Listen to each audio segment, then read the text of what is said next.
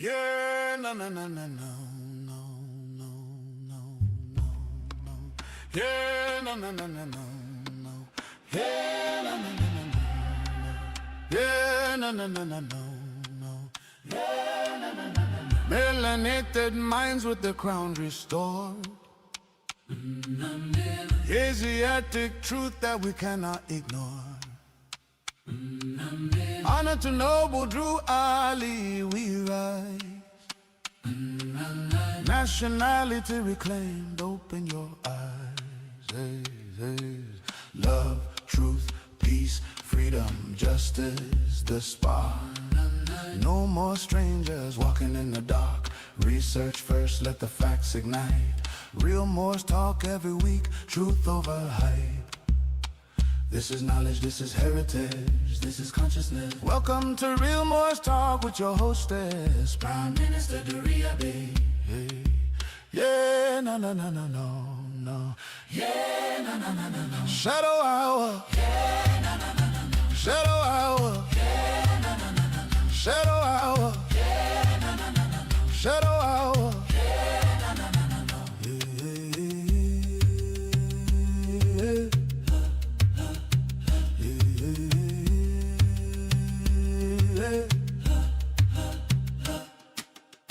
Shadow hour. You are now tuned into Real Moors Talk. Melanated glow, crown back on the throne. Asiatic spirit, yes, we finally home. Honor noble Drew Ali, we proclaim. Nationality restored, we reclaim the name. Yeah, yeah. Love, truth, peace, let it spark that fire. Freedom, justice, lifting hearts higher. No more strangers, we know our part. Real Moors Talk, truth from the heart. Real Moors Talk, truth from the heart. Real Moors Talk, that's right. Yeah, na, na, na, na, na. Shadow hour. Yeah, na, na, na, na, na. Shadow hour. Yeah, na, na, na, na, na. Shadow hour. Yeah, na, na, na, na, na.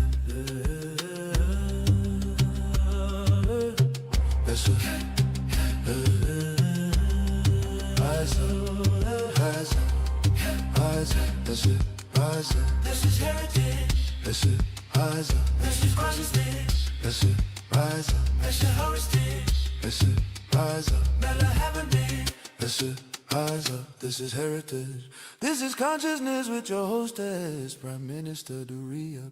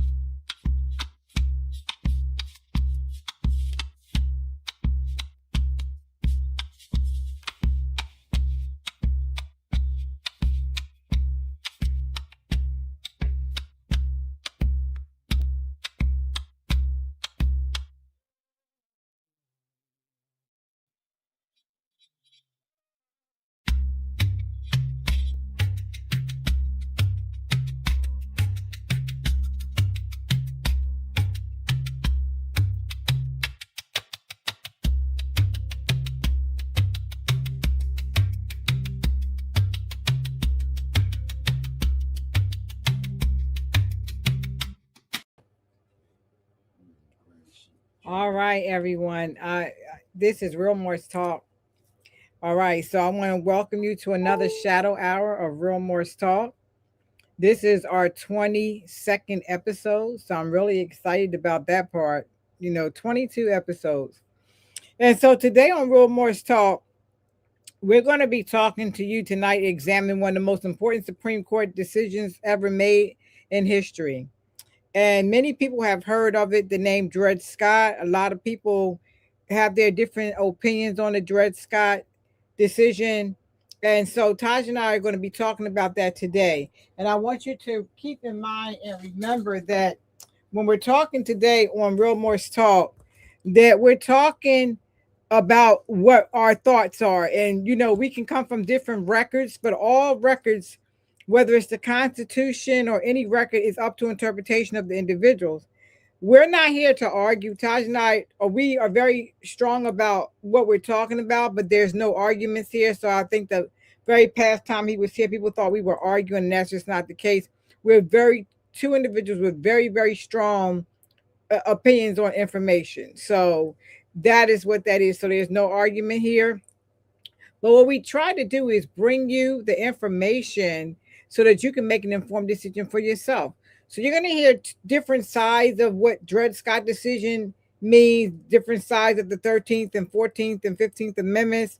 You're going to hear different sides about the Missouri Compromise, etc. But ultimately, you'll hear some things that Taj and I do agree on. So it's not for entertainment purposes to have people going back and forth for who's who. It's educational purposes. So I want you all to remember that we're here because we could be talking about a lot of things. But I think that the Dred Scott decision is one of the ones, because of that amendment, the 14th Amendment, a whole thing about citizenship, the whole thing around diversity, all these things are important to Moors. We want to bring you information that's important to you. But first, I have to stop. And always, I want to rise and give praises to the Creator, whom I choose to call Allah, for allowing me to wake up this rising in my right frame of mind with my good common sense, life, health, and consciousness, with the ability to stay on this road, the Islamic road, the conscious road, the knowledgeable road.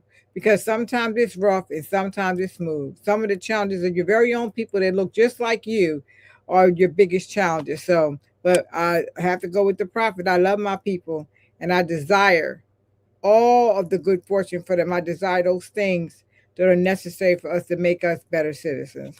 That's what I do here. So tonight we're going to talk about a constitutional crisis. We're going to talk about is about Congress. It's about the Supreme Court. It's about slavery. It's about citizenship. As I said, the Missouri Compromise. We're going to talk about the Declaration of Independence. We're going to talk about the Constitution. And ultimately, we're going to talk about, again, still we talked about the adoption of the 14th Amendment and how it's so unconstitutional, people are saying, but you have to look at the 14th Amendment and what it did. And so for the people, and so those are just things that we'll never probably ever agree. We'll learn to agree to disagree, but the information is solid and information that you have to make a decision for yourself. All right. All right. So at this point, I'm going to bring on our National Grand Sheik. Taj Tarik Bey. We always enjoy him coming here and giving us, his information too, so you can make an informed decision for yourself. All right, so I'm going to bring Taj on. Just wanted you. Islam. Islam, Grand Sheik, Islam. So we're still having that discussion all the way till they get dressed. But Islam, it's always so good to see you and have you on Real Morse Talk. We're so appreciative of you coming and taking the time, because I know you're doing work here. Yeah. Just taking the time out to help us with this discussion on what we're talking about, because I think historically our people need to understand information that's being given out. And so many people misinterpret information, and so they go down the wrong road. And you know what? Prime Minister, first I rise to give honor to Allah and to His most holy and divine prophet, Noble Drali, who has been, bringing all the great works to us, and bringing the argument. And it's interesting, a lot of people don't know that the Moorish movement is actually the continued argument, on the liberation of the original heirs, or the people of the land, the real Americans. And then you have the issue of impostorship that's been going on. So you have impostorship relative to people stealing, stealing land, murdering people, taking over their Bonnevilles. And many Bonnevilles that were actually robbed were renamed plantations. And a lot of people don't know that. And so then what a lot of the hybrid Europeans were doing in the rebellions, and another thing for people to look at for dealing with the nom de guerre operations or the functions of branding or nom de guerre operations, they can also look at Bacon's rebellion to kind of see what was actually going on. And then they need to look at the Sina Dia activity after they murdered Lincoln, and then create the timeline. Then look at the cover-up of what is also known in history as the nobility clause, also referred to as the original 13th Amendment. And then you would look at the Sina Dia action after they murdered Lincoln. You look at the Emancipation Proclamation. Then you look at the manumission substitute in order that was used by Europeans to deny restoration, and because it was because the manumission was put in place to cover up the denial of restoration of stolen lands, and the Europeans would murder people and steal their lands, and then claim to be the owners of the Bonnevilles, and call some of the Bonnevilles plantations, and then claim the land, and then claimed that the people had relinquished the land to them, or sold the land to them, or abandoned the lands. And then they would show people that some people, which were very few, that they imported from the other side of the water, Kemet as Africa, and to cover up their crimes. And so they covered up the original. If you look at the after the Reconstruction, you'll see that Amendment 13, which is known as the Nobility Clause, it only has two parts to it now that's been dispensed to the public. And the two parts, as and in the notes in their records, they will show that it was passed by Congress on January the 31st of 1865, and that they ratified it December the 6th, 1865. And then they have a footnote that as a portion of Article 4 in the body of the Constitution, not in the amendment, in the body of the Constitution, that Article 4, Section 4, Article 4, Section 2 of the Constitution for the United States was superseded by the Amendment 13, which makes their version post facto, which you already know by law makes it unconstitutional, which is why they refer to what they've been using to cover up the denial of the restoration to the people of the land, the true Americans. And this is where you get the arguments when they're talking about the 40 acres and the mule, etc., because they knew that if they exercised the law that was already in place and it has never changed, that they could not institutionalize slavery, because they would be taking free people, already free, and then declare them slaves, and then declaring that they had the authority to free the people that were already freed in order to steal their land, to disinherit them. And that would be called, that's what's called the straw. And so they, without constitutional convention, because remember, the last constitutional convention was 1789, with the appointment of George Washington, which is why some people say he was only a diplomat, because he was that was the beginning of them also instituting a lot of the fraud. And so to cover up the original nobility clause of the real people, Americans, which is called the nobility clause, and to cover up that they were bringing some people in, very few, but they were bringing some people in to cover up the theft and the murder of people of the land for confiscation. That's what they without constitutional convention. And keep in mind, right after they murdered Abraham Lincoln, they adjourned Sina D. And so they adjourned Sina D, and many of them same people, senators and congressmen, fighting among each other, many of them were slaveholders themselves. And so they did what is known as the 14th Amendment, 14th and 15th Amendment, to cover up the squandering, unlawful squandering without constitutional convention of the nobility clause, the original 13th Amendment.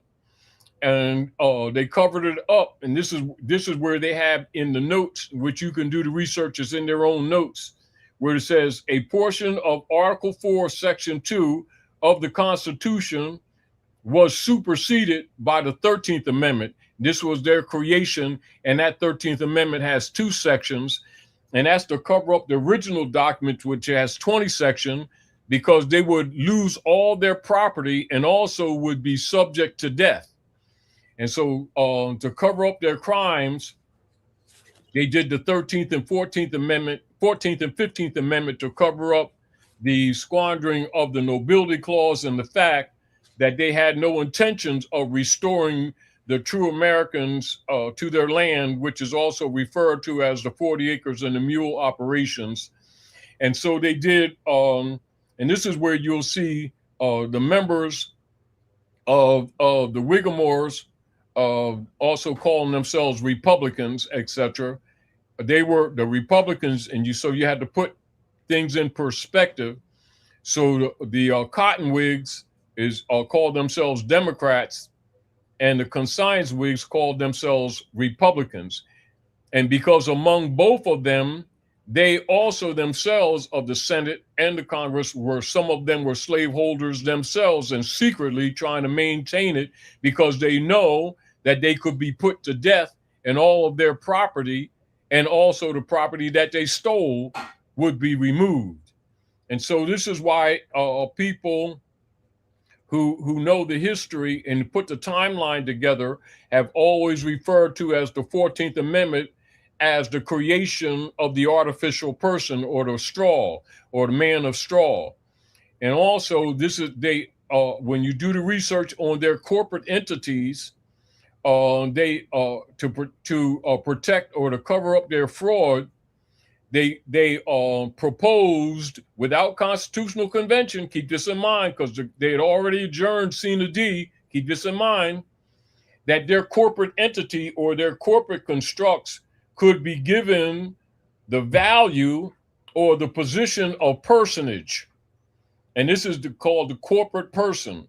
And so they could take their corporate operations, give it the same rights as the living man and woman person, and then list their stolen property under their corporations, artificial corporations, and still maintain human trafficking and hide it behind their corporations. And like today, you'll see them call them LLCs, etc. And that's where you get the term straw man or the corporate person.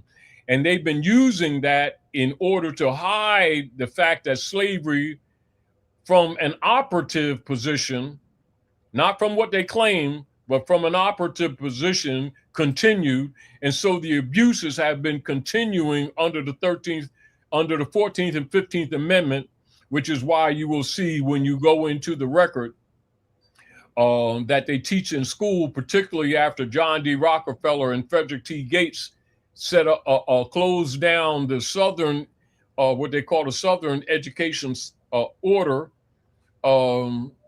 and set up what is known as the General Education Board, particularly in 1902, and started actually teaching the fraud to maintain their forced servitude. And those operations, and that was 1902, and then later 1910, 11, 12, 13, the members of the Circle Church in Chancery and the members of members that were operating on this side of the water of the Congress and Senate, who were still maintaining some of the fraud, and the nations were having problems with them because remember, under the popes of Rome, they would use what they would call later the marriage certificates to also to hide the theft of people's estates, and so they were debating, and which you will know later. This would be later on in the operations when they went bankrupt again. So they met on Jekyll Island, off the coast of Georgia.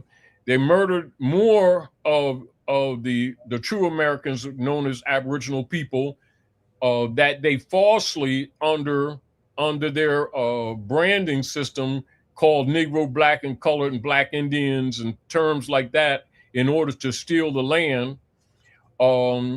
So they set the Circle Church and Chancery met. They set up their corporate entity known as the Federal Reserve, and they started creating counterfeit documents and counterfeit claims with a system of actually stealing from the people. So they created counterfeit bonds, and then with the later plan established to create counterfeit notes and alleged that the Aboriginal people were indebted to them instead of in the reverse. And this has much to do with the fraud that maintained later up until around 1925, 6, 7, and 28. All right, Ty. So I'm going to interject for a moment because I want to back up just a little bit. Yes. Just a little bit. You're on the roll, so I want to back up just a little bit. All right. So what I want to, because I want to make sure that we cover the importance of the Dred Scott decision and what the whole, so we have differences of thought on the 14th Amendment and 13th Amendment. So I want to go back to Dred Scott. So the first thing I want to talk about a little bit about Dred Scott, because a lot of people don't really know about Dred Scott. They've heard about it, but they don't really know about it. That was one of the most important cases to study. Yes. Right. And so one of the things that I found out about Dred Scott when I was in college was that Dred Scott was not even his name. I was so surprised that he had took his brother's name. His brother had passed. Right, his brother had passed, and his name was Samuel Scott. Yes. And he took on his brother's name, Dred Scott. Scott. His name was Samuel Scott, and he took on his brother. His brother's name was Ethelred or Ethethiel Dred, and they called him Dred for shortening. And so he took on his brother's name, and there's, speculating not really why in honor of his brother. Maybe he thought it sounded better than his name. Yes. They thought he thought that that if he used his brother's name, that he could slide through. All right. Yeah. So we don't. I mean, we have speculations of why he did it, but we were not there. But yeah. So all the family still started to call him Dred because that is what, instead of calling him his brother, like his middle name as a first.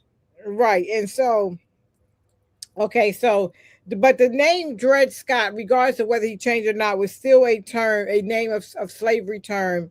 But it wasn't his name given at birth. So once his brother passed away, he took on his brother's name, and so he was then known as Dred Scott. So it's important. It's important for people to understand what the liberties were and are, and the issues that were going on, and the fact that many of the Europeans, and including some of the people of the land, some of them too were actually holding people to servitude.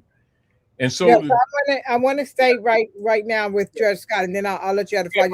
But it was mainly the major issue that was before to be argued was Europeans stealing lands and murdering people. Like they would go on to different Bonnevilles and across the land and would murder the people and then claim the land, etc.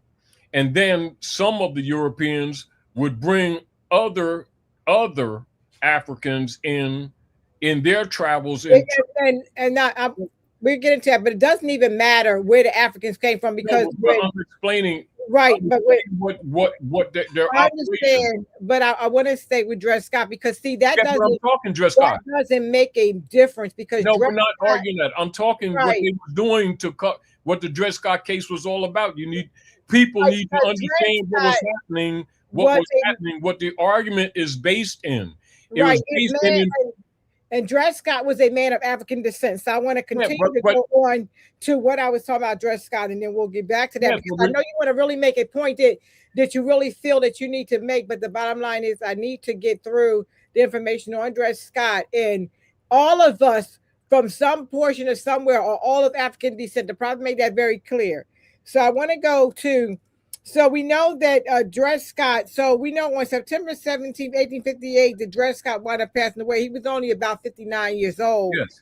But the thing was that the original, so I want to read what I have wrote because it's coming from my book. And I just wanted to let you all know that I did write a book on the Dred Scott decision. And you can go to our circle7publishing.com and get a copy of the Dred Scott decision. It will also give you the 13th Amendment with the 20 sections in that book, along with some historical questions you should ask yourself about the Dred Scott decision. But he was originally, so we want to talk about, so the irony about Dred Scott was though that even though he had won the very first case and then it was appealed and overturned, Dred Scott, when he never got a chance to live long enough to see exactly the actual case come to full term again in court. So that's something that he never ever got to do. All right. But I want to talk about why Dred Scott thought that he had a case in the first place. And so that's what I want to get about Dred Scott. Yeah. So Dred Scott, because he was with this slave master named Emerson, who had a military career, and he traveled back and forth. And so the different territories that he was in were territories that were considered free, that they were not territories where slaves were. So this is what Dred Scott's argument was, is that because I'm in free territories, and because it did state that once you were freed, you were always free. Like there was no going back. The Dred Scott's fight was that he should be freed, and he won the first case. Oh, yes. But the woman her name was, Harriet Robinson. No, not Harry Robinson. I apologize. That was his wife. The woman, I had this woman's name. Let me see. That actually went back to kind of fight this case, and they overturned it. And this is what changed historical information. It changed the whole Missouri Compromise. It was Winnie V. Whitesides and Rachel V. Walker. That had they needed the presidents of this case to fight the Dred Scott case. And they used it and won. But then the woman who actually had him as a slave did not want to let him go. So she went back to court, and it was on appeal she won. And when she won this case on appeal, what happened is it changed the whole Missouri Compromise. And that's a really big thing in history. So these are the things that was before the court. Right. These were all before the court. I have like all the documentation. Yeah. I'm not trying to read like word for word of all of this stuff that I have. You can actually purchase the book and read it all. But my very, very main thing is how history changes, how one individual can change history. So this judge decided against Dred Scott, saying that people of African descent could never be citizens. Now, where does that come from? It comes from the 13th Amendment. And yes, and this is where, in other words, I'm going to complete my thought. It came from the 13th Amendment. And so in the 13th Amendment in section 12, because first let me read section 11, because this deals with the Missouri Compromise, and just so astounding how this judge decided to change this, and this changed history. He didn't have the authority to. He didn't have the authority. So section 11, as a right of commodity between several states south of latitude 36 degrees and 30, and that was 30 interest the right of transit with persons held to involuntary labor or service. So they didn't call it slavery. They called it involuntary labor. From Yes. one state to another shall not be obstructed, but such persons shall not be brought into the states north of said latitude. And section 12 then goes on to say the traffic in slaves with Africa is hereby forever prohibited on pain of death, Death. and the forfeiture of all the rights and property of persons engaged herein, and descendants of Africans shall not be citizens. Yes. And so that is the reason, because what happened is they decided that because we were people of African descent, it don't matter when you came in, it don't matter what tribe you came from, that didn't matter. The whole thing is if you were African descent, you did not have citizenship or considered citizens. And my whole point to that is that if you're a non-citizen, you cannot enforce the Constitution because the Constitution is designed for citizens. So therefore, what they were saying to us is that we could not enforce the Constitution. The Constitution was not for us. That is what was said in Article 12 of the 13th Amendment. Section 12. Yes. I'm going to finish my thought. Section 12 of the 13th Amendment. So one of the things why the 14th Amendment came on board, I'm going to come straight from the prophet.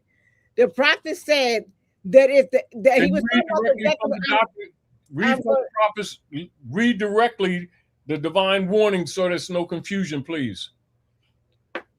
I don't really have to read directly from the divine warning. I know it, but I'll go ahead and read from it for the sake of that. But I'm going to say exactly what the prophet was saying about the whole thing about because what happened is, and we also need to make sure that people understand. That's why I said read. That's why I said read it, because people because it becomes undisputable. Well, it's undisputable because there's an error. Read it that way. That removes any argument. Well, the thing is, there's an error in this, and this is what I want to correct in the literature, the Moorish literature. Then read it, please. There's an error, and the error is in. Okay, so let me just back up here. Oh, back up here just a little bit here. The 14th Amendment. So we're talking about here. All right. So I don't want to read the whole thing. So let me just go down to all their children divine. Okay, so let me go to the next page. Oh, shit. Oh, is it in there? I was going to come from the Moorish literature in the divine. Yes. No, when it comes, so I want to go right here. I want to start on page 4, and I want to go here where the prophet says. I want to start here where the prophet's talking about through. All right, let me just start at the top because it seems weird. I got to start in the middle. The word goes to lose. In other words, like I don't want to turn away the microphone. I have a literature right there up there, but let me go ahead and have it. I can get it from this book as well. Let me see. I do have a literature up there because when I talk away from the microphone, it throws my voice. I want everybody to be able to stay in the microphone. Yes. So because we're never going to getting the divine warning. I'll read it. I want to read it because I'm going to talk about. Yes, it's a Moorish literature right there. It should be, but Bilal it's a blue book. I had one here on the desk. And there should be one inside the book. You know the books that we sell? I got one. Yeah, grab me one from the books that we sell, and then I'll have that right in front of me. Yes, because I like to go. But what I'm going to be talking about is making sure that we understand what the prophet was saying, because, things are up for interpretation, but I don't want people to get confused about That's why you got to read it. And one of the things is that because of the times we're in right now, it's very important for people to comprehend exactly what's going on. And in that 13th Amendment, Shukran, it never in the 13th Amendment only gave us slavery. Oh, the Moorish literature. So this is the Moorish literature. This is the one that we have here at the headquarters. The Moorish literature. All right, shukran for that. Because, like I said, I had one on my desk, but I'll just come from this because I really want people to understand what I'm getting. I need you to have food for thought here. It's really important that we have food for thought. All right, so I'm going to start where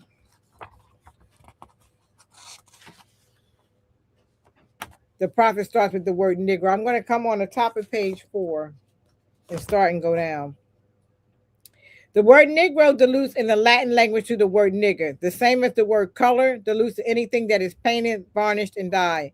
And every nation must bear a national descent name of their forefathers, because honoring their fathers and thy mothers, your days will be lengthened upon this earth. These names have never been recognized by any true American citizens of this day. Through your free national name, you are known and recognized by all nations of the earth that are recognized by said national government in which we live. The 14th and 15th Amendments brought the North and South in unit, placing the Southerners who were at that time without power with the constitutional body of power. The prophet is telling you what it did right there.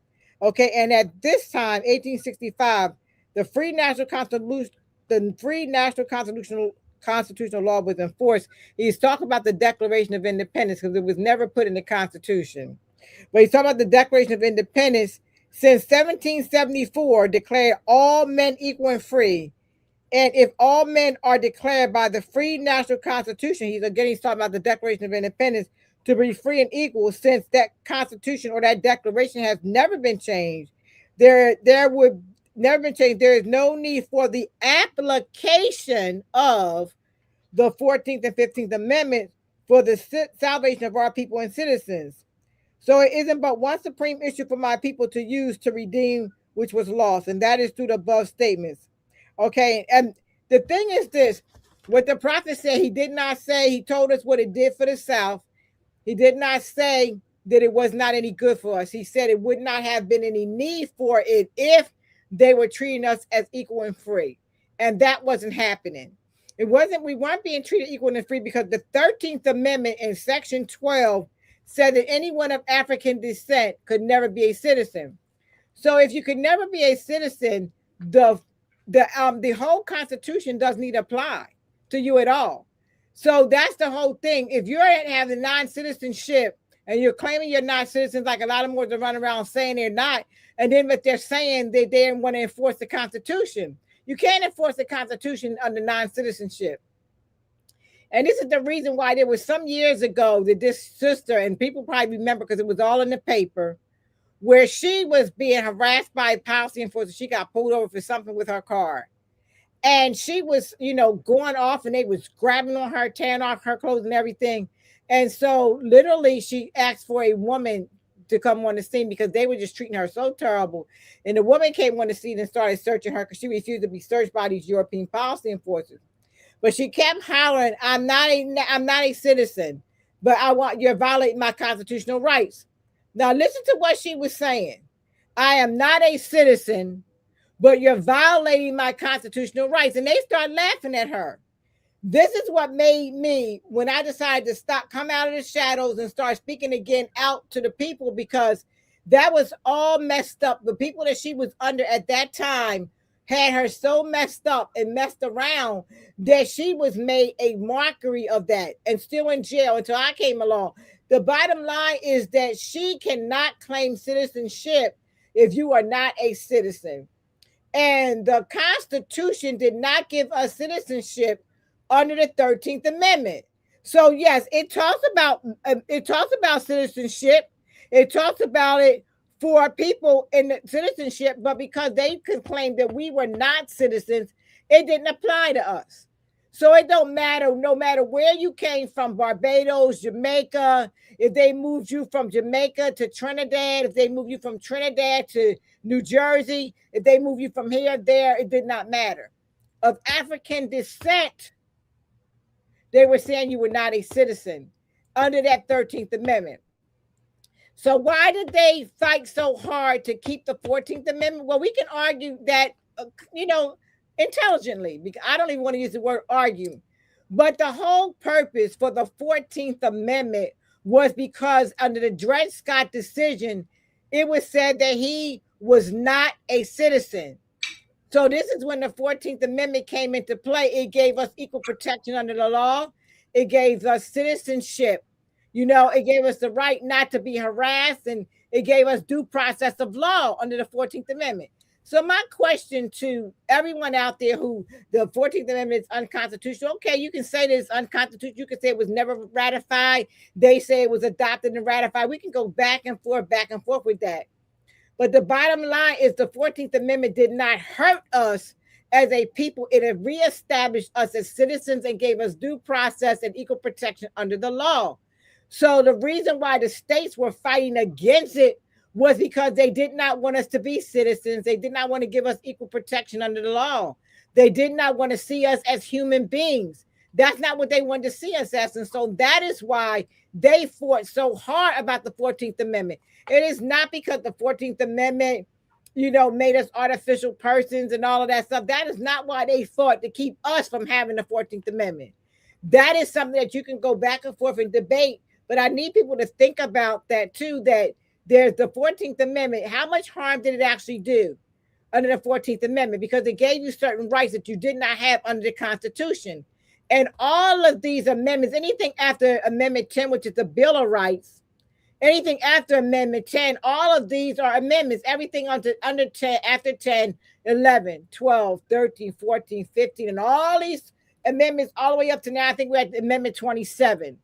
All of those are amendments that came after the Bill of Rights. So all of these were amendments that were added to the Constitution constantly. So my thing is, if the 14th Amendment was so harmful to us as a people, I don't see it being harmful. And under civil rights, I believe in civil rights. I believe that the people who fought for civil rights, I really hate Moors going around talking about everybody was an agent. That is so much of a lie.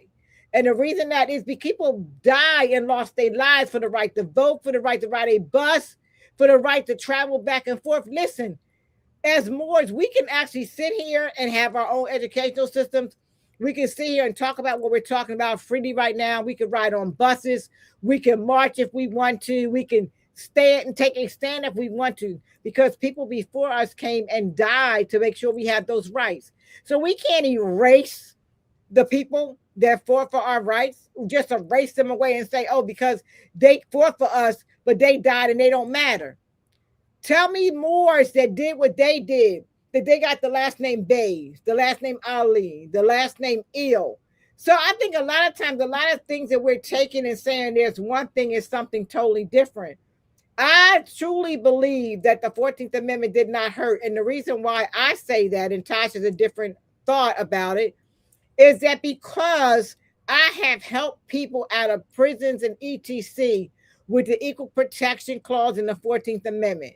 I have helped people with their citizenships and right to their free national names and things in the courts under the 14th Amendment. So I'm saying I do not think the 14th Amendment was designed to hurt us, because there's nothing in there that's saying that it hurts us at all. Because the 13th Amendment took citizenship away, the 14th Amendment put it back. And that's my take on the 14th Amendment. They fought because they did not want us to have the right to citizenship. That is the reason the 14th Amendment was ever there. Now, why it was never adopted? Why was it never ratified? The reason may have been because they never wanted to accept it in the first place, because it gave us equal protection and gave us rights. So I think our argument is kind of one-sided on the 14th Amendment. So I'm giving you my point of view on the 14th Amendment. And I'm sure Taj has a different one, and some of you all may be. But you have to look at yourself and ask yourself those questions about the 14th Amendment. What harm did the 14th Amendment ever cause anyone? Any of you never caused me any harm. And I fight for rights and law all the time. I fight in the courts all the time. That is never been anything. But the 13th Amendment did hurt us, because it changed the whole Missouri Compromise, because Dred Scott did not have citizenship because he was of African descent. And so therefore, the Constitution did not apply to him at that time. That's what they were saying. The Constitution was not for people of African descent. All right. And now with that, I'm going to yield back the floor to Taj. All right. In the issue of the rights belonging to the people already existed.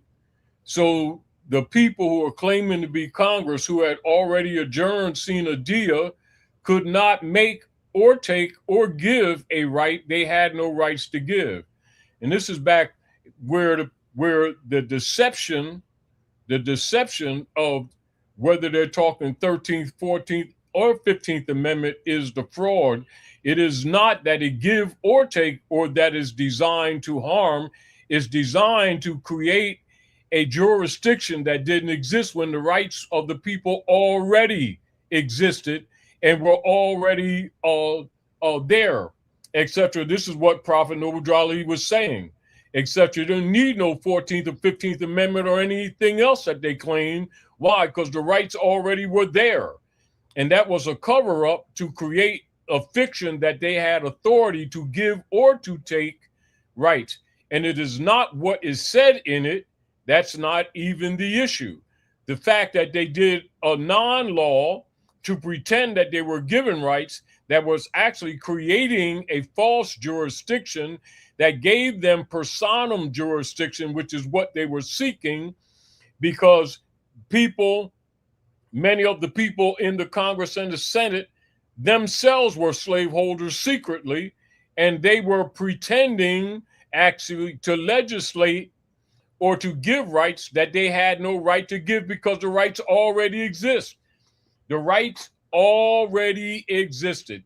They were making false claims that they were authorizing rights and liberties when what they were actually doing, they were creating an alien venue, political venue.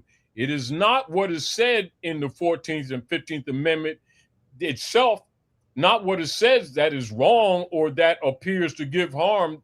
That's not even the argument. The argument is that they were creating an alien venue that was unconstitutional to pretend that they were giving rights when they had no rights to give or to take. And the fact of the matter is that they had already adjourned sine die, and there was no convention to remove the 13th Amendment and to replace it with the 14th and 15th Amendment. So what they did an artificial, non-conventional Amendment 13, which is in the record, and it has two parts to it. Now, relative even to the sister claiming to be not a citizen and then claiming constitutional rights, that is a violation, it's a contradiction. Because when one says the word citizenship, you're also saying national constitution. Now, people who don't know that makes them automatically what you call state ward because they're incompetent, because it's a contradiction. So if she said that she's not a citizen, then that means she's not covered by a constitution. Exactly. And she can't argue constitution and then not be a citizen. It's a contradiction. Right. I have a real quick question about the Bill of Rights side. Let me finish. Right, just real quick question. I want you to keep rolling, so I'm just going to interject this real quick. So the Bill of because you're talking about rights again, right? So no, you're saying rights are automatic. So I have a question for you. Tell me while you're telling us all of this. Also, will you please include the Bill of Rights, because you're saying rights can't be given to us, but yet amendments they already existed. In other words, the people already had rights. Right. But so no, tell me about the Bill of Rights then, because I'm going to the Constitution. Right, which is in the Bill of Rights. The first 10. I'm going to the articles. Right, but what I'm saying, you do you understand what I'm saying? I'm asking you. What I'm asking you is because when we're talking about rights, the Bill of Rights the Bill of Rights is the first 10. Yes. The Bill of Rights. All right. So when they're talking 11 on out. Right, but I'm talking about before 11, because we're talking about, you said that the rights were already existed. Yes, they already exist. Right. So then the Bill of Rights, what good is that? Because if no one can give us rights or tell us what our rights are, what good are the Bill of Rights? All right. Now, please help me out with that. Yes. All right. The 7 articles and the 10 Bill of Rights, all right, is called positive law. 11 on out is called negative law. Now, so the Constitution, i.e., and the Declaration of Independence and the treaties, etc., as demonstrated in Article 6, all people who are part of the treaties and the Constitution, their liberties and civil rights in the civilization already existed. Got that. Now, this but is that's not my question, though. You're not letting me finish. You keep talking over me. I got to finish with saying what I'm saying. Go ahead. I'm talking the record. Yes, I am too. Yeah, that's what I'm talking the record. So the Constitution for the United States, Article 4. So Article 4, Section 4, right? So we're not talking the amendments yet, although they're part of the Constitution. So as far as the ratification, the lawful ratification is the 7 articles and the 10 Bill of Rights. That is all ratified under convention, right? When people start arguing things outside of that, 11 on out, it's not necessary because it was already dealt with. Meaning that people who were part of the constitutional agreement, their liberties and rights are already established. They didn't need to be done over again. Now, they had a problem with the Cottonwigs and the Conscience Whigs arguing among each other because many of themselves were slaveholders secretly and pretending that that they were actually themselves being constitutional when they were secretly trying to maintain slavery. So what they did, they covered up the nobility clause and rewrote it without convention, which is called the 13th, 14th, and 15th Amendment operations, where they created what is called the straw argument, or the artificial person pretending that they had the authority to litigate something that was already established.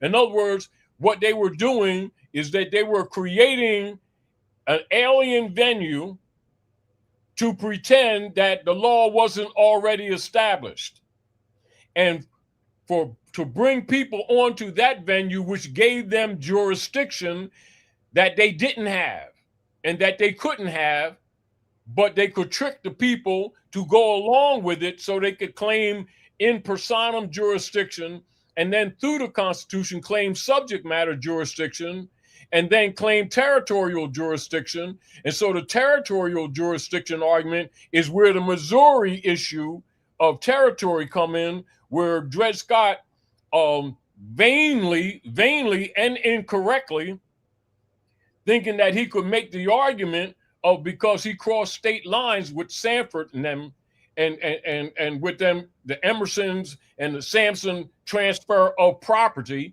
because you're dealing with the law of a state. So the law of a state deal with hereditaments and property and liberties, etc.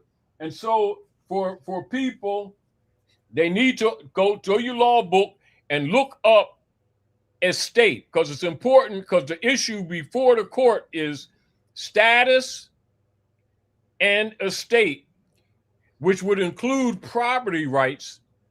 But he wasn't that's the thing, though, Taj. I wouldn't say he was incorrect, because he's not property. They were saying he was coming under the property. It's not that he was. That's okay. Not that he was or wasn't. That's not. No, he wasn't property. It's not that he was or wasn't. That isn't it. We're talking the principle. We're talking the principle, not the person. Right, but we're also talking fact and truth that he's not considered property, and that was his argument. He wasn't property; he was free.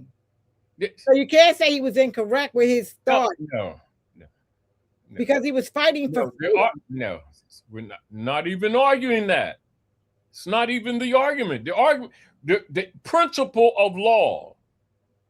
So this is what's happening. and this is where it gets muddy. You have in personam jurisdiction. That's jurisdiction over the physical person, the natural person. You have subject matter jurisdiction.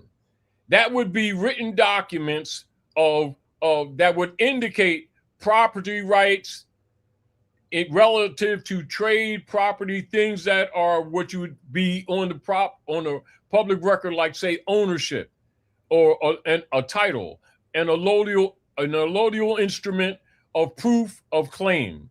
And then you have territorial jurisdiction. That would be dealing with the aggregate states, where someone traveled from one aggregate territory. So now terra means land. So that's a different jurisdiction. The muddy argument is being between in personam jurisdiction, subject matter jurisdiction, territorial jurisdiction. So Dred Scott taking on in personam jurisdiction of his brother, which would be an error, and that could be challenged, and then arguing territorial jurisdiction, crossing what you would call territorial aggregate state line, dealing with, i.e. Missouri state line, and dealing with different territories under the rule of the Union, when the fact of the matter is that any state of the Union, etc., their state constitution could not be adverse to the national constitution. Now, so you had people who were arguing between the in personam jurisdiction and the territorial jurisdiction. That's what the Missouri Compromise is all about, a territorial jurisdictional argument. Now, the operation of law, we're not now we're not talking, we're talking principle of law distinguished from operation of process to subvert the law, which would be called legalities. So legalities deal with process. Law deals with established principle. So the arguments before the court was in personam jurisdiction argument and mixed with territorial jurisdiction argument, and then covered with subject matter jurisdiction dealing with property rights of Sandford or Emerson, didn't matter. So he's used as a, what you would call, as an object of study, but it ain't him in himself. It is the principle of law that's being argued. So the Missouri Compromise is dealing with territorial jurisdiction. Only by circumstance that Dred Scott's argument in error, i.e., although rights already exist, meaning that, so if they're arguing, i.e., citizenship right, then he has to claim, i.e., right by heritability or association with the already established law. So the already established law already exists. Protections of rights and liberties already exist, need not be done all over again. The corrupt politicians, many of themselves secretly holding servitude themselves, knowing that they themselves couldn't hold office while maintaining slavery for their own cause, not for Dred Scott, used that case as a cover for their corruption, which is not talked about in the matter. Now, so what had been going on, not just with them, but with other Europeans who were also doing trade in Madagascar, in other parts of Hikupta, in different parts where they were still doing human trafficking. They were still doing human trafficking, and they were still in process of stealing Bonnevilles and claiming lands, etc.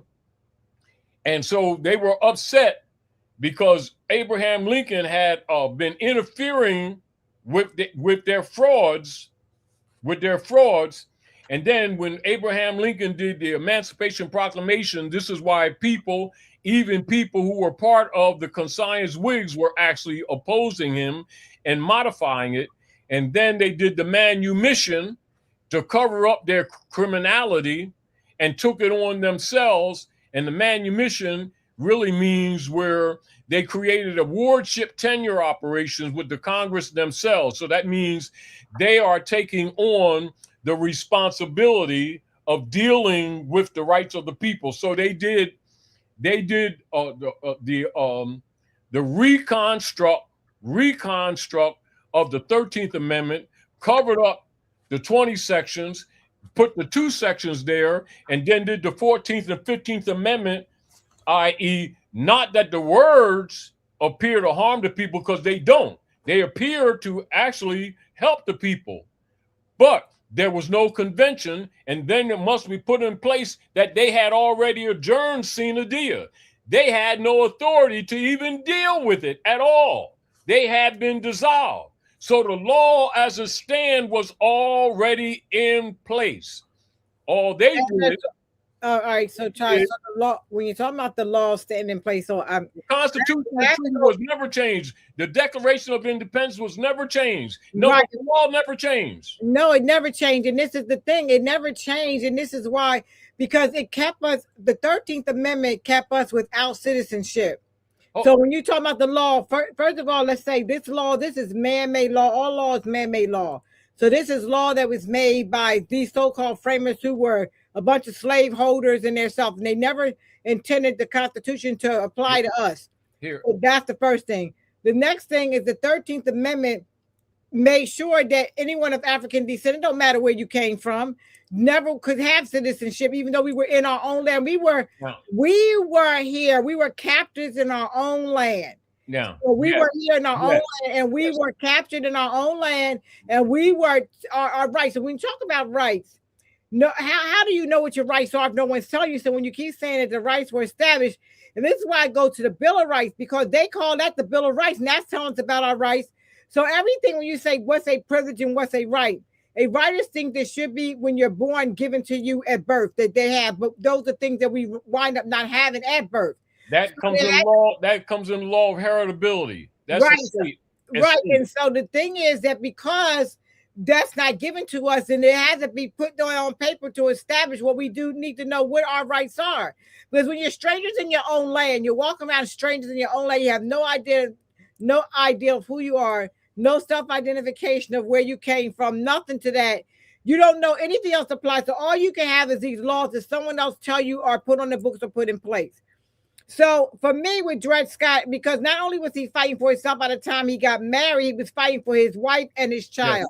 And I still see that Dred Scott had every right to, but what he had in his mind at that particular time, because I write in my book how if he would have only known a little tiny bit of what we know today. But the first time he did win the case, because the court did see exactly what he was saying, that he had been on his free territory. He was arguing the principle. Right. He was arguing right. Yes. And so he was found, so it was found in his favor. But then when this other judge who really wanted to keep us slaves, because he's the one that used the Constitution. Because they themselves had slaves. Exactly. So the bottom line was that this is when he was told that now the law states. So now it's a nullity. So now what must be comprehended, and this is what people need to understand when they're talking about the whole manumission operations, because now you're getting into the manumission operations. It is the whole platform, that whole area of their arguments and their creations of the amendments thereafter were fraudulent, along with them themselves. And they used Dred Scott. In other words, they sacrificed Dred Scott to cover up their own corruption. Now, yes, it's true that Dred Scott was a plaintiff in error in process, not in principle, in process. Now, and so what they did, they used him and they used him because, remember, Dred Scott himself personally, it kind of sort of like he wasn't really the target. They were using Dred Scott to attack everybody else. This is what people need to understand. Well, there was other people that actually fought for the same thing, because I did bring up some of the president. So now it's the principles. Now, so Right. what you have is many Europeans that took over many Bonnevilles brought a few people in. Most of the people here were already the people of the land, the true Americans. Because you got to remember, this is one of the reasons why they themselves started claiming to be Americans when they're Europeans. And then, so people must make the distinction. And this is where you have territorial jurisdictional argument, right? And in personam jurisdiction argument and subject matter jurisdiction argument. Those three venues, those three principles of law is what are at the base of the whole case. Not only at his case, but Ferguson versus Plessy and other like cases, the same argument is there. And the same argument that was demonstrated, as we talked about before, with William Dungy, right? So being William Dungy being a Moor, it already kills any argument, because that means he's part of the constitutional venue already. But it They did. tried to put him in the black codes. Right, but it did. He had to go to court. Let me finish what I'm saying. Because unless the people know the history, the argument continues. You've got to put in place the issues that were the principles that were actually before the court, not the feelings. Logically, they were abusing him. Yes, they were. Was he in error? Yes, he was. But that didn't mean that he didn't have a right to the argument that he was making. The argument was valid, which is why at first he won the argument.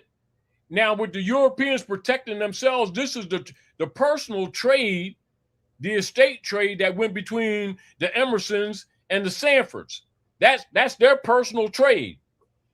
They included him in that to cover up their criminality. And the deal of it is, then the judges that dealt with the case dealt with it to cover up their criminality. And that's what nobody's looking at. They're looking at Dred Scott when he was simply a pawn to argue a broader issue of right of property, which is estate law and trust law, etc., so that the people don't look, not only that they were actually litigating when the Congress had already adjourned sine die. See, I keep hearing you say that, adjourned sine die, whatever. Well, because they did. The thing is that, okay, so there's still, even if you look up about the 14th Amendment and all the unconstitutional, all of the other amendments that are that come after that, then all of them are false. As far as I'm concerned, they call 11 out negative law. The Constitution consists the treaties, the 7 articles, and the 10 Bill of Rights comprises the Constitution for the United States. That's the composition of the Constitution for the United States. 11 and out is referred to as negative law. And the 13th Amendment, 14th and 15th, that they created after the fact, was to cover up the fact that not only slave traders, but even members of the Senate and the Congress themselves, by law, should have been hung for maintaining slavery themselves. Dred Scott was sacrificed to cover up their corruption, and that's what people aren't looking at. Well, I'm very grateful to him for the fight, and I've taken example from his fight, because today we still having the same fight. I want to go to the chat real quick, Taj, just see some of the things that people are saying in the chat. You know, it's amazing that I appreciate you all, show all the love for Taj. So let's go. Lee Bay 2334, love, true, peace, freedom, and justice. Islamism, Moors, Muslims, nobles. And then the infamous Marty Mar, Islamism, Moors. And then, of course, we know Libe will keep typing the same things in about the prophet. So we're just going to skip by that. I'm not sure if it's for the people that are in the chat, but most people do know the history of Noble Drali. But we appreciate you always bringing it to our attention. All right. Let me keep going. There is, and see what else we have here. Okay. Got to go all the way down. I don't. Okay, so Nubian power, Islam, and then see. I like to go Nubian power, Taj Tarik Bey. That's a Taj, like one of your fans, Taj. Let's see. Okay. So Miss Jazzy 1960, Islamism Prime Minister and Grand Sheikh, they did the same thing in the UK during the is that Jacobite rebellion or when Oliver Cromwell, a Moor, same thing, took castles and land from the melanated nobility, sent them to West Indies. Okay. Yes. All right. Now that's very important because people need to understand the relationship. Now, and this is thank you for interjecting that, because what happens with a lot of people that are studying or looking at the Dred Scott issue, they keep forgetting the connection of the international trade and the traveling back and forth, even to this very day, of the abuses that have taken place in Haiti, and Haiti is now called Haiti. That's Haiti, etc. Now, they were bringing people in, and it's only a handful. Keep this in mind. Only a handful of people that they were bringing in from the other side, etc., and bringing here on this side to cover up people they had murdered to steal the land. And this had much to do with what's in the background in operation. Now, one of the things that was going on, Abraham Lincoln was countering them with the Emancipation Proclamation. A lot of people will refer to as the 40 acres and the mule issue. So the 40 acres and the mule was not so much reparation as it was restoration. Look at those two words. Restoration, often connected to, without clarification, reparation. So if they had executed or carried out the Emancipation Proclamation, because remember what was going on in the background, and that's not talked about in history, that the very congressmen and senators were at each other's throat at the same time, because many of them were actually themselves slaveholders secretly, which means they shouldn't have been even in office, because the nobility clause, they couldn't hold office. This is one of the reasons why during the same period of time that there were battles going on, that members of the Circle Church and Chancery, also known as the Bar Association, could not hold office in the United States. That's called the Nobility Clause, also called the original 13th Amendment. The original 13th Amendment. This was going on. They covered that up, and that's why the 20 sections was covered up, because they know that they themselves could be hung. While they're arguing an issue, they themselves could be hung, and all of their property could be taken. And the few people that they brought in to cover up their crime from Africa could not be made citizens. It didn't mean that the people here already, who some were of African descent, were already in treaty. They were already protected. So you had people that were already here, that were actually the citizens of the land, etc. And they were still of African descent. Everybody's still African descent. This is what they were. You try to make. Let me please. No, but don't try to take the Constitution that was written. The Constitution that was written by slave masters with so-called framers did not try to separate the people who were already here from people who were. They were trying to lump them together. That's not. They were trying to lump them together. That's the untruth. That's fraud. That's fraud. That's untrue. That is an untruth. The fraud was that they were using the few people that they brought in to justify a cover-up of them stealing the Bonneville here. That's an untruth. They didn't know who was from who when they wrote that. So now that's what they were creating. That's the straw argument they were creating.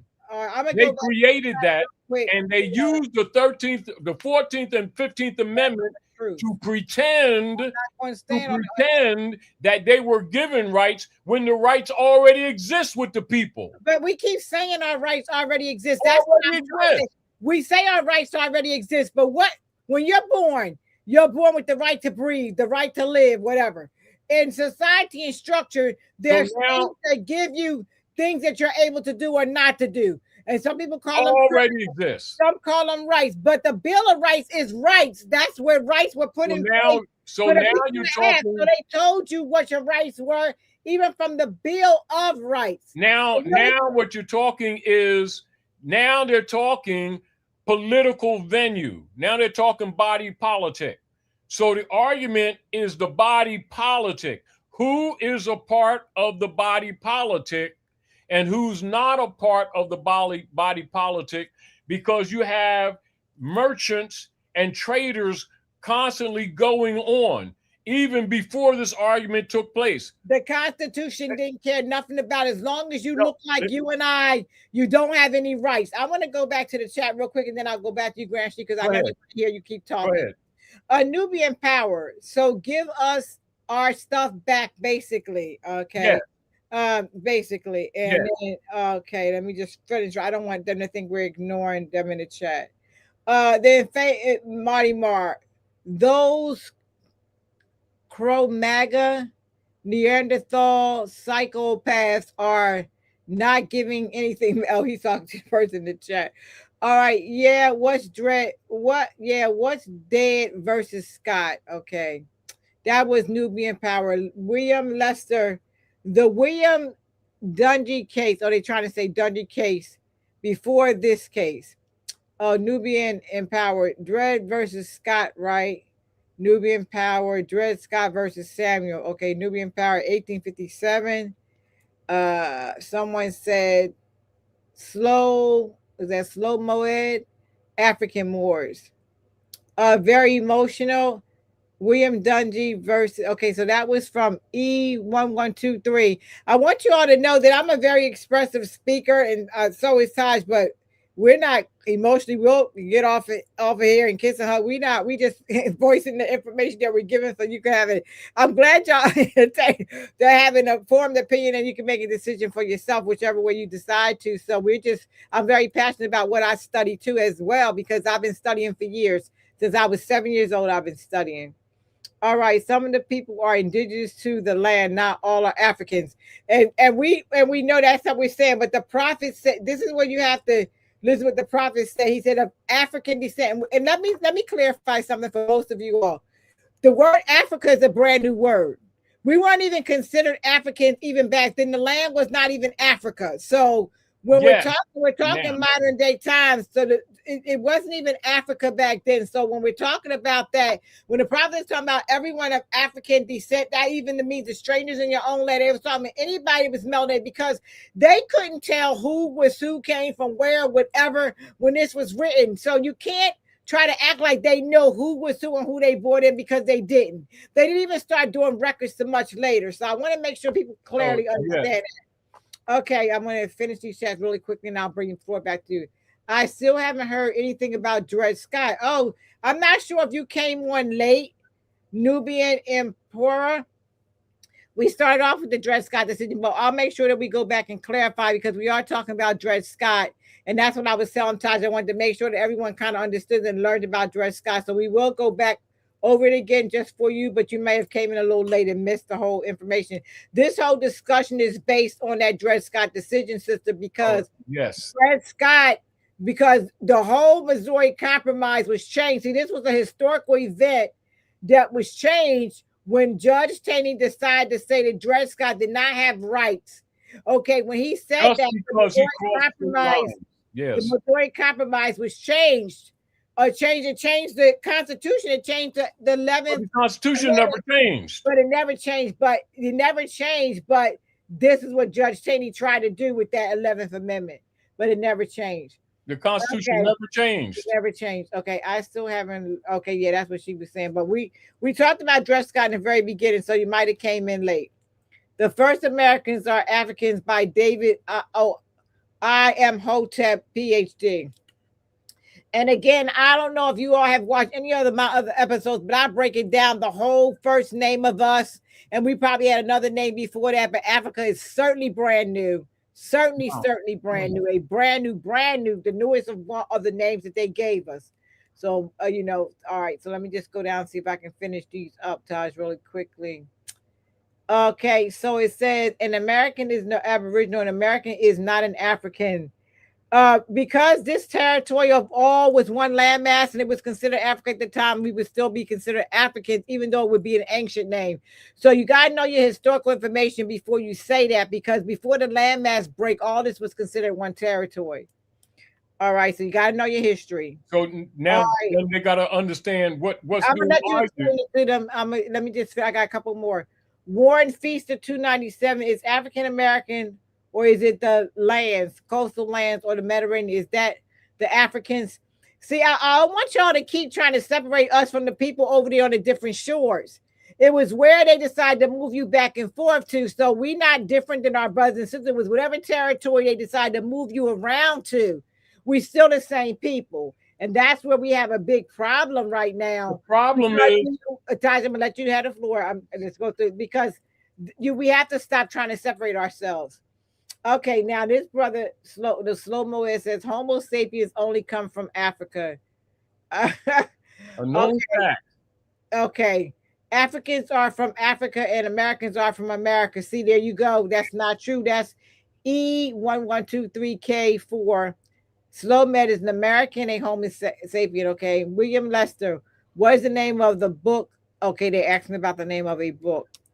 Okay, so this is says an American is a Moroccan, El Moroccan or more. Yes, that's what it is. Citizen or a corporation. Isn't it Africa just a word? It's a new word, but it still has some significance. I mean, we're going to try to clear all that up for y'all. The alphabet and writing is an African invention. Johnson 2310, Jackson 1970, T. Shaka 2005. The etymology of Africa just means dust or earth. And that's the new etymology word of Africa. And you're correct about what they have it meaning now. Nubian emperor. Oh, okay. Colored. Okay, that's Lee. Okay, I almost finished, Toby. Almost got it down there. I just don't want things to back up on me, because I know you'll keep going, and we want to have an answer anything to the people, and they're here to try to tell us what they want. Okay, so Nubian Empire. Read it, Prime Minister. Taj Tarik is a great storyteller. Okay, someone's negative comment. I'm not going to read that. Nubian peace, gods, and earth. Moors are just Americans. Orphans letters to the editor, Evening Journal. We are the true Americans. Yes, in the dictionary, I'll tell you that. Miss Jazzy, 1960. More truth. What is that? More truth or more lies than they are used to. Okay. See, records of the past. Read. Okay, it said in 1621, the word Indian was substituted for Moorish. Source: Peabody Museum of American Archaeological and Ethnological, 1888, Harvard University. Okay, E1123, Truth and More Lies, and an Old Ancient. Okay, all right, I'm not sure. Okay, slow-mo, it says monotonized lie was a Moorish king. Nuttall Standard headdress, 1888. The Prophet, Lee 2334. The Prophet gives us free national names. That why he states there's no need for the corporation, right? So the no need. You have to remember. You have to look at the word saying there's no need for the app. It would be no need for the application. Got to look at the word application and see what that means. Okay. You can be an American national. The word citizen means slave, does not mean slave. That's an untruth. Mansa Musa was called King of the Moors.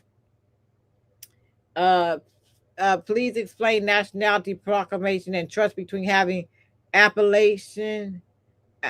Are you saying because this is appellation or ill? Okay, you're trying to spell appellation. That's not how you spell appellation. All right, that appellation you're speaking of is a territory. Okay, America is a continent, not a country. Okay, Exactly. It was customary to refer to all Africans as Moors. See, that was slow med. Ghost 23. I thought the 14th Amendment had been ratified. And they do say it was, but some say it was not. But if you look it up, you will see the Declaration of Independence wasn't until 1776. I don't think there's an argument of that because what the prophet is talking about is that all men are created equal and free. That was way before the Constitution. So I'm not sure if you're not getting your timelines right. Okay. All right. The infamous Marty she's speaking true. Okay. Nubian Empire, Hoover or Port. William Lee Lester, what with receipts? The famous Marty Marr, Ilbay Ali is a preference of choice. Yeah, you can choose whichever one in this day and time. Okay, the Adam Moore. So why wouldn't the prophet say utilize the 14th Amendment or proclaim it? He said it was no need for the application of it. He didn't tell us to or not to, but he just told us there was no need for the application of it if we were being treated right. We're still not being treated right. Can we read the direct words of the prophet so the people will I did. That's what he said. It's no need for the application of the 14th and 15th Amendment. I still have it right here. When I get back on, I'll read his words directly. Okay. Hit me over the head and bury me. Okay. A lot of these other ones is Lee 2334. So he constantly puts the same thing in there. And you can always go back to those and read them, Taj. Nubian Power, let the man talk. I'm going to talk too, Nubian Power. This is called Real Morse Talk, and I'm the hostess. If you don't like how my show is ran, then you don't have to attend, okay? But don't tell me let the man talk. I have the right to speak also. This is a discussion, okay? That's what it is, a discussion of minds. All right. The famous Marty Marr, come back with some smoke to his statement, Prime Minister. Nubian and Prime Minister William Lester, right? This is good. Nubian Emperor in silence. Jamaica voice, real good. That's Nubian. All that was Nubian Emperor. Okay. Wow, Taj, we got a lot of people in here today. Okay, so there's a question. He the best? Okay, I agree with you. This is why the Sixth Amendment mentioned Articles of Confederation. The Bill of Rights was December 15th, 1791. This is why Noble Drew Ali said 1774 could look back to Articles of Association and Confederation, but the prophet wasn't talking about the Articles of Confederation. Okay, Ali Bay 2334, a slave has always been property no matter the timeline. Okay, let's see. Nubian, do it with the hands. Miss Jazzy 1960, the famous Marty Marr, and you are the master of lies. I don't know what that's all about. Okay. Just trying to. Wow, we got so many gangland. I don't know what that's gangland. Okay, let Goddess talk. Yeah, we both have to be able to discuss, but we want to get our points out. Wow, never heard of this. Okay, so some people never heard of it. Prayer for soul peace. Okay, build. That's right. That's what we're doing is building. I'm glad some of you are recognizing that we're building. All right. We don't know. So Miss Jazzy 1960 says, oh, okay, she's talking about, do you mean the temples who are following the foundation of the prophet? All right. The colonists declared war against us, and they're still declaring war. They're still declaring it. All right, that's no true. Those who do. I'm just trying to see anything that refers to us. If they're talking back forth to each other. See, Taj. MLK tried to tell us this, but we didn't listen. That was 365 Tech 23. William Lester says fraud. Nubian Emporia says listen. Prayer Soulful says teach. Okay. And then we'll try to get back to some of you all. Wow, this chat is lit up. All right, so I was trying to get through it, but Taj, I don't think we're going to be able to get all these in. But I want to just take a little bit of time to let the people know. So just let you all know, we are trying to get to the chat, and some of this stuff, me and Taj will sit down and we'll answer. Shamsuddin was saying something about we can answer the ones that's posted, but I don't know about live chat. I have to ask him about that. But we'll try to answer as much of what we can for you all. That's in there. We'll sit down and do that before he returns back to Pennsylvania. We'll try to do that. Okay. All right. So I wanted to get back to Taj. And so one of the things that was mentioned about us as far as people, the thing about us as a people is the one thing the European is a master at, and that's trying to divide and conquer us. So we want to think that our brothers and sisters over, on the other side of Africa or the world, because this is considered Africa too. The prophet said so. Said this is a modern name for this place, but this is considered Africa too. Long before they changed and took the Mexican and the ending of Africa and came to America. We know this is still Africa too. So we have to stop trying to separate us from our brothers and sisters, because that is not something that we want to do. Because right now, I think more than anything, we need to see how much we need each other. Right now, it just depends on what territory you were drug over to, that you are, and who colonized you from whatever part of those Europeans that did it. But we're still all one big people bearing one free national name, as the prophet told us. So stop separating yourself. You're no better than anybody else on the other side of the water. You're not. We're all Moors. The bottom line is some of us have been nationalized and conscious, and some of us have not. But look at this. One thing I have to say about those people, they have a nationality. They have a nationality. Nigerian, Liberians, they have nationalities. You know what I'm saying? What is your nationality? You just find out that you're a Moor. So the prophet came here because we were the only melanated people who did not identify with a nation of people. Everybody else, from Jamaicans to Trinidadians, etc., had a nationality, and we did not.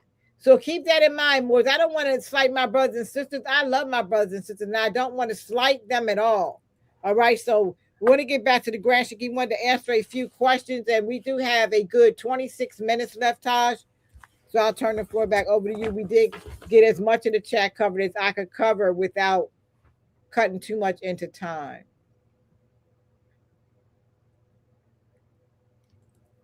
All right, Taj, you're back on the mic. All right, Islam. Islam. Now, please take a pen and paper right now, because one of the problems that we have is that people are making statements on the documentations and not displaying the documentation. As a matter of fact, let's look at this. The prophet's divine warning by the prophet for the nations. That's plural.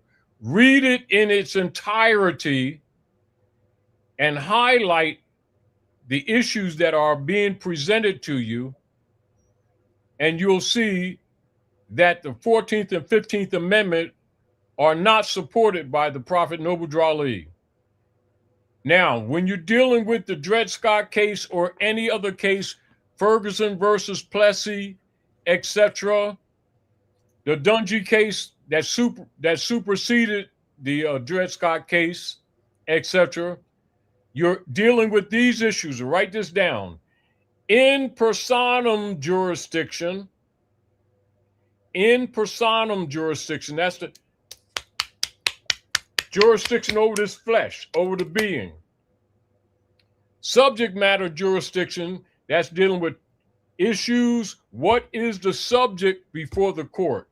Is it a thing, a living thing, an inheritance, a furniture, i.e. a tree, an article, a jewelry, a clothing, a desk, etc., and the classification? That's subject matter jurisdiction. Relative to the Missouri Compromise, territorial jurisdiction. You're dealing with aggregate land and politically recognized and established border lines, which are actually abstract. When you pass from one territory to another territory, terra means land. So that means there are operative political venues, etc., that are operational and that are recognized in accord with national and international law. So when you're dealing with the Dred Scott case or the William Dungy case or the Ferguson versus Plessy case or the Clearfield Doctrine or any case along those lines dealing with, i.e., estates,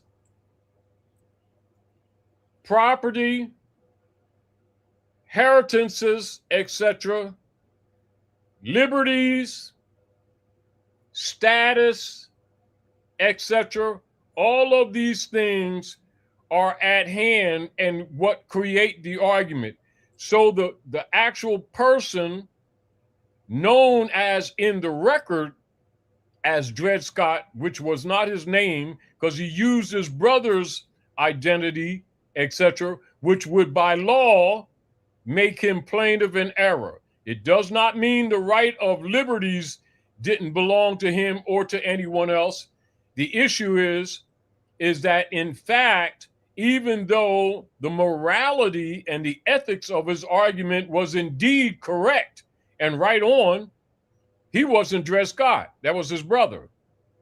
His brother Samuel had passed form, and because of the problems and the misprisions that were taking place among the Europeans who were taking over the lands and the Bonnevilles.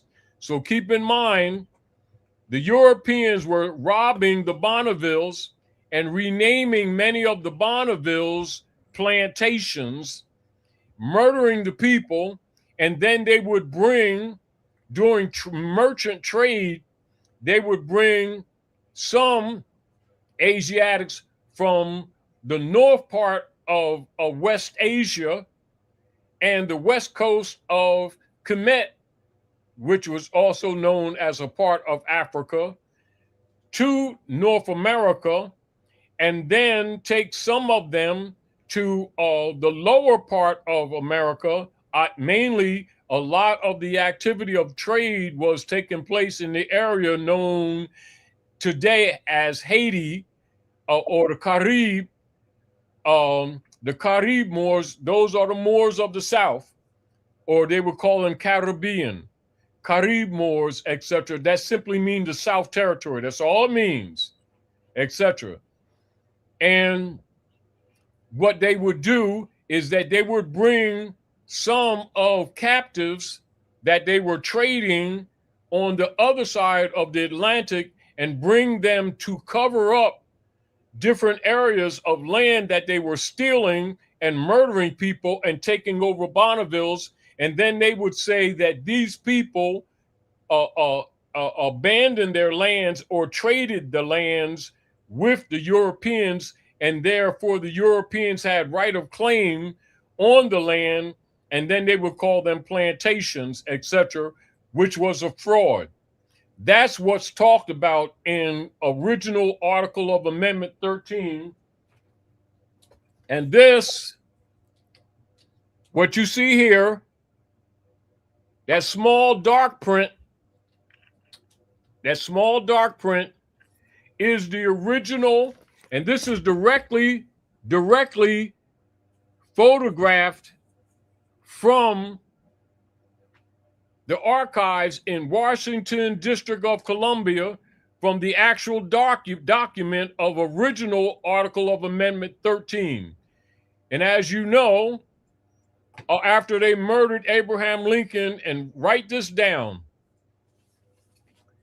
the Congress for the United States murdered Abraham Lincoln and then adjourned sine die.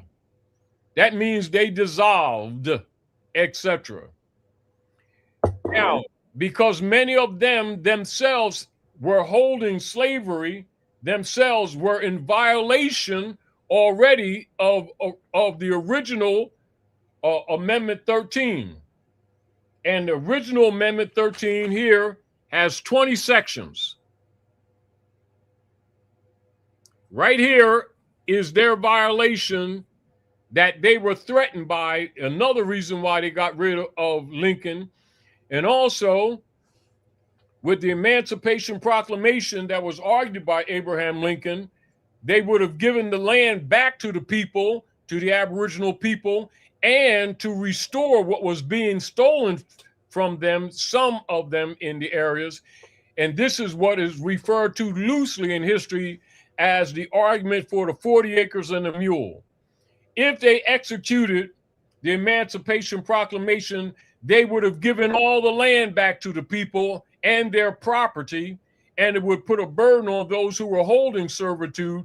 Not only that, the slaveholders, they could also be hung, and the property would have been taken back and restored to the Aboriginal people. To cover that up, this is one of the reasons why they murdered Lincoln in the first place, knowing it was coming, and also why they covered up the original 13th Amendment. That's the original right here. That's the original. That's the original with its 20 sections. Now, all of you all should have this in your possession in order for us to actually have an intelligent argument. You can't argue with people about what I think about this. You got to be able to see the documents yourself. It's not opinion. That's part of the original Constitution, etc. And then we would look at it. And this is what they were trying to duck. And this was those senators and the congressmen who were in the background, who always argue about lone gunman type thing, and got rid of Lincoln because they themselves would be subject to death and confiscation. So they did. Now remember, they adjourned sine die. Write that down. Put the date there. Assassination of Lincoln. The Congress adjourned sine die, which means they're no longer Congress. They're no longer senators. They're private people who are still maintaining servitude, but then pretending to be government. So they set up what they call their operations of their U.S. democracy operations, and that would be in the military training manual. You'll see right there, the military training manual, and you'll see the democracy right there, training manual 2000-25, 118 to 120, to overthrow the republic, which you'll see right there, training manual 2000-25, see that? 120 to 121. And this is what it will tell you. Now, so you got to go to the Constitution for the United States. Constitution for the United States. Article 4. Constitution. Section 1, 2, and 3. Right? And 4. It has 4 parts. This is their obligation by solemn oath. Full faith and credit shall be given in each state to the public, acts, records, and judicial proceedings of every other state, and the Congress may be by general laws prescribe the manner in which such acts, records, and proceedings shall be proved and the effect thereof. Section 2, Article 4, Section 2. The citizens of each state shall be entitled to all the privileges and immunities of citizens in the several states.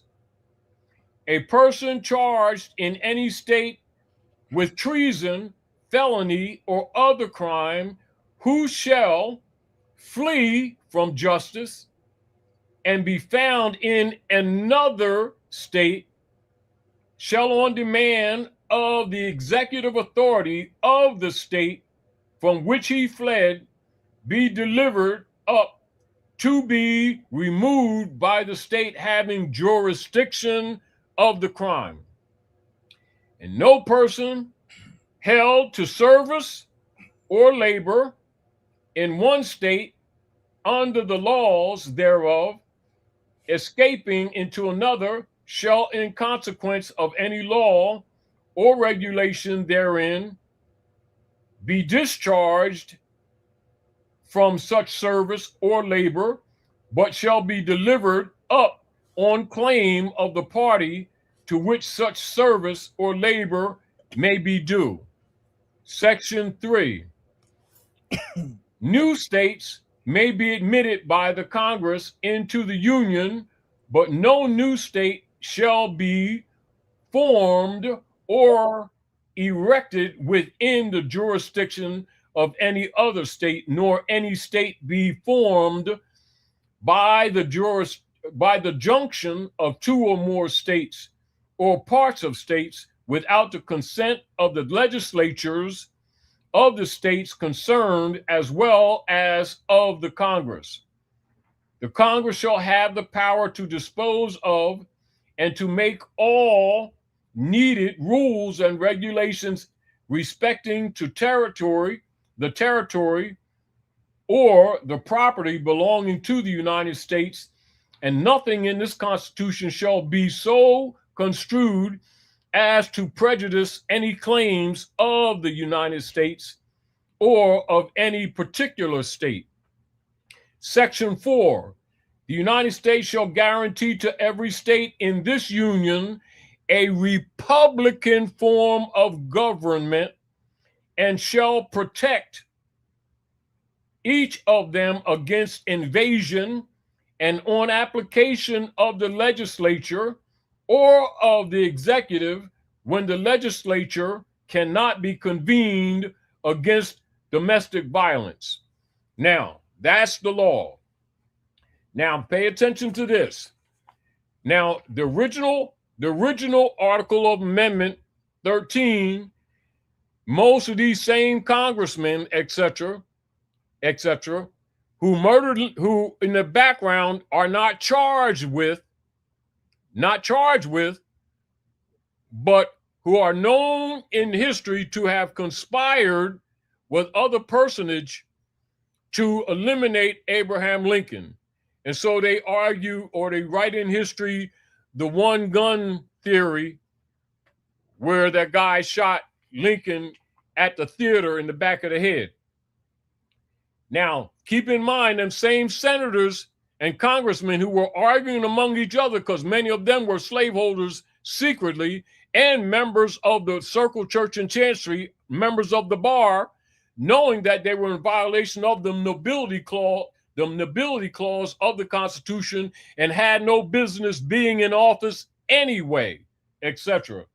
So they were subject to this in original Amendment 13.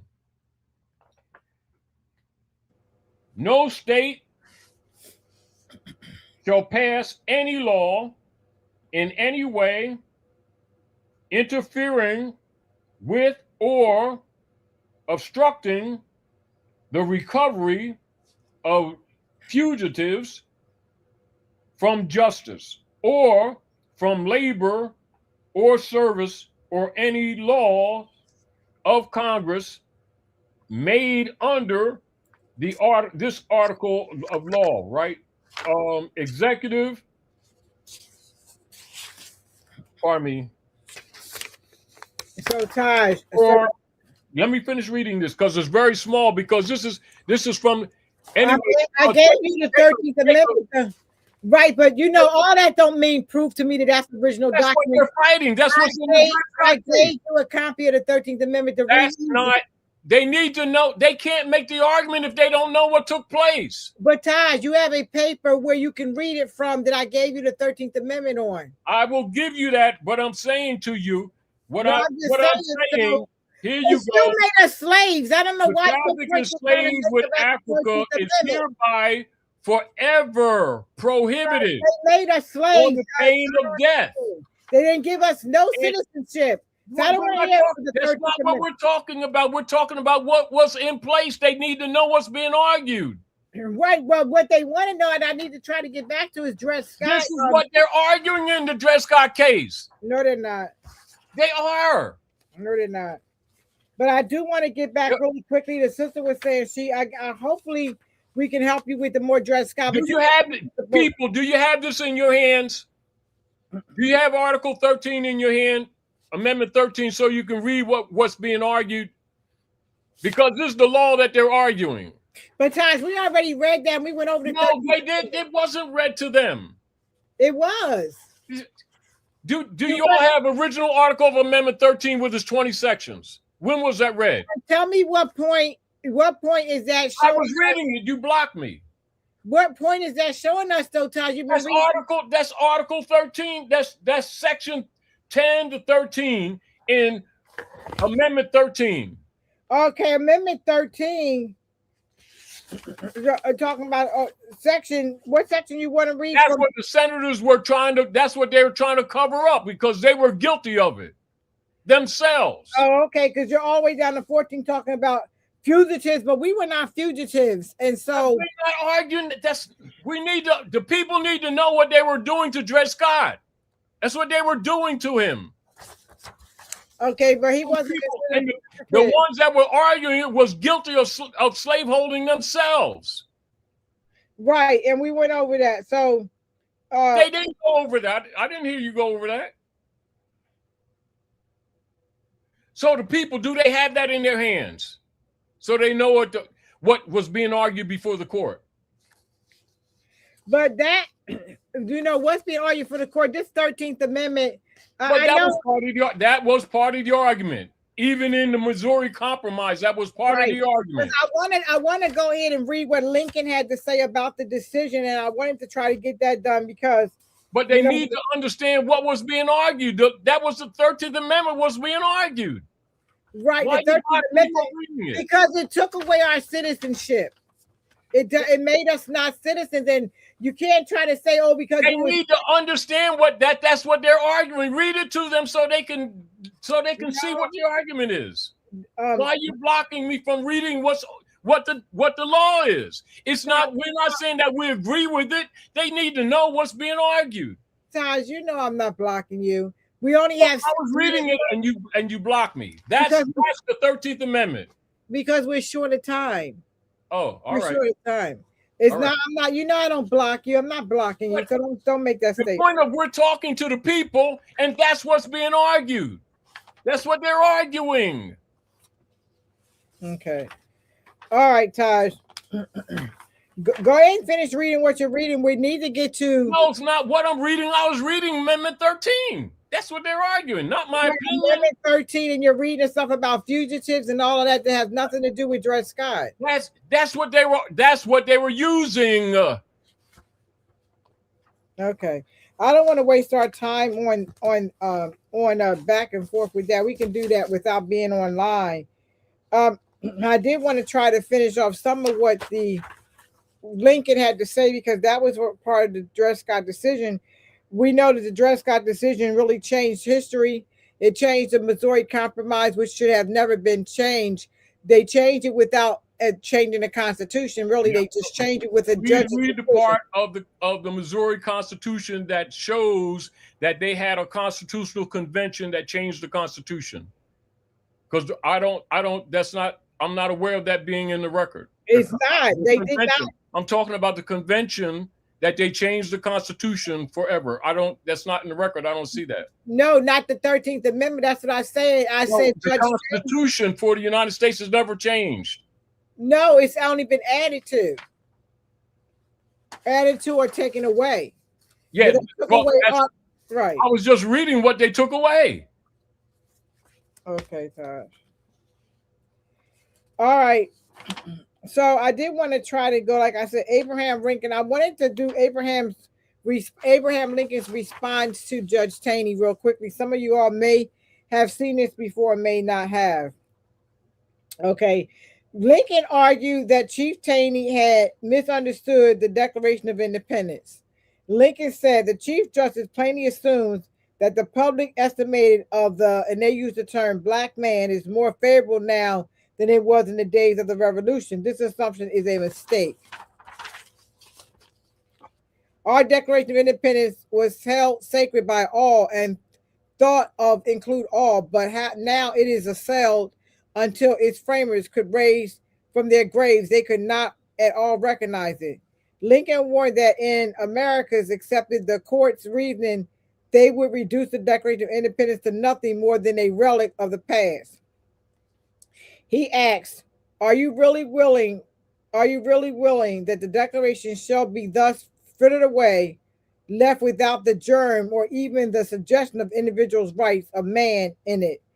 And that's what Prophet Noah Jolly was talking about when he was saying that there wouldn't be no need for it if it was being carried out. But it hadn't been carried out. And this is That's the why whole people need to read the divine warning right. Read it and I just in its entirety. In its entirety, because we only get 2 hours, so we try to give We know that. as much as we possibly can in a 2 hour time. But as you can see, Lincoln did not agree with Judge Taney's decision. And when you hear about that, you never hear about Lincoln disagreeing with him. And so I wanted to make sure that we understood that it's a lot to it that I have a whole lot more. And I do apologize for that. I wanted to try to get about, about the Dred Scott decision, but we couldn't get to all of it because we only get 2 hours. We try not to bore you all in 2 hours. I do want to come to some of the things that we did. So today was the last day of the school year for 2026. Our children will be graduating next month in July. Some of you all may want to attend the graduation we're having in July from them graduating from different classes. But today was the last day of we do virtual school or online schooling for most children. But we're having our summer program and we're having our Janai's reading circle, our reading program, our summer program, and we have our catch-up program, which is students who did not successfully finish the school year will do the catch-up program. So I do wanted to put that out there. And then also, if you want to email us, even if you want to ask Taj questions, you can go to realmorsetalk@yahoo.com and I can let Taj know, and he loves doing this, so he'll sit down and more than likely answer the question and then come back at another time and answer the questions for you all, because I know there's a lot of questions. There's a lot of different thoughts about the amendments. There's a lot of different thoughts about what's being said by who. We know all law is man-made law, so man makes law according to what he sees fit, but all of it is man-made law. We know that. I feel like everything is the government's de facto. I feel like the Constitution's de facto too. I think it's all de facto. I want you to support us at online schooling for more children. Go to donate. $online schooling MC. We can accept your donations. We really need to come back to our 2026 2027 with more revenue, more things that we need for our students and being able to get more students enrolled. So if you want to know how you can promote our school and how you can get brochures and flyers, you can also go to educationformorschildren@gmail.com, or you can still send it to realmorsetalk@yahoo.com. Go to our humanitarian organization, the Daughters of Drew Ali, and donate there as well. We want to thank anyone who has the donations. And listen, go to our circle7publishing.com and purchase the books. We have on circle7publishing.com, we have that right there. We also have a donate button where you can just donate to us if you want to. You go to More Science with GSK at Durriyyah.com, and you can do that, Daughters of Drew Ali and circle7publishing.com. And we have lots of books and information for you. As Ty said, we need to be reading and studying and research, and that's why we put it into small pamphlets to break the information down for you so that you're able to read the information to get a better comprehension and understand of what we are talking about. It's really, really important to us that you know what your rights are, that you know.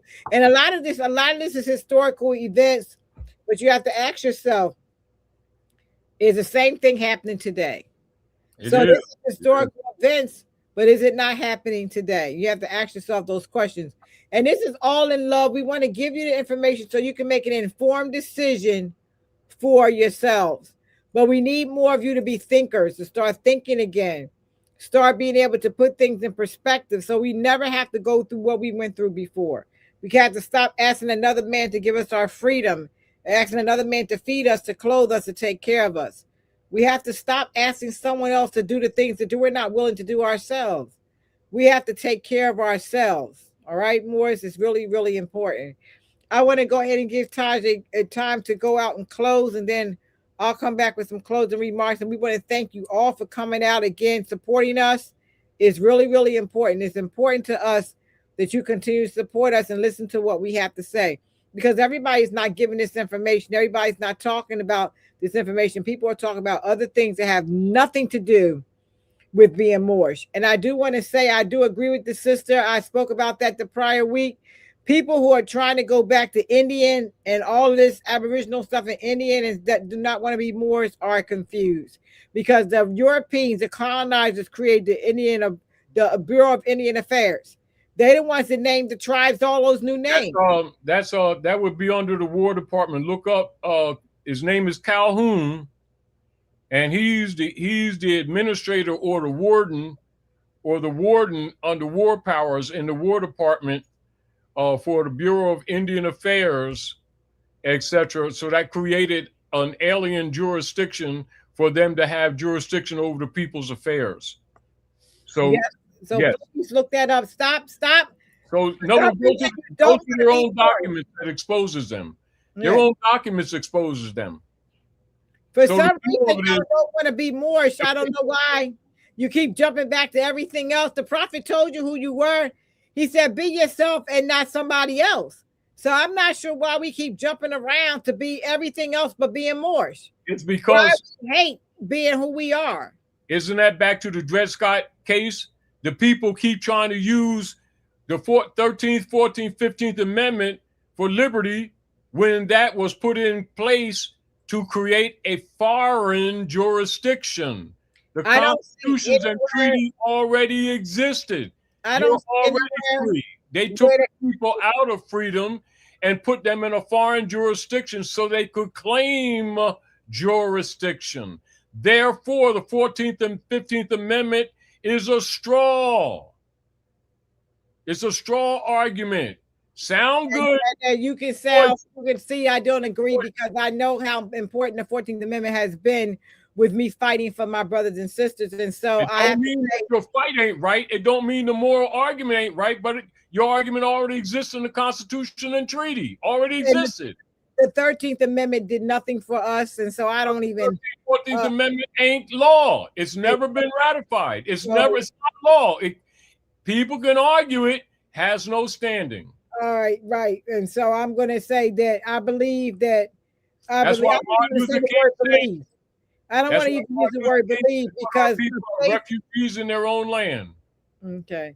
So being strangers in your own land came long before the Constitution. The 14th Amendment. That's straw man. All right, Morris. And so not necessary for the salvation of the people. So I was going to give Taj a few minutes to close out, but I guess he already did. He already did close out. You know, Grand Sheik, he'll keep on going and going. So he's an energizer bunny. He'll go and go and go, because it's important for y'all to get this information. So, but anyway, I just want to say thank you all so much. And listen, Morris, I want to say, continue to take care of yourselves and each other. You've been on Shadow Hour with Real Morris Talk. We'll see you next week, Morris. Islam and peace.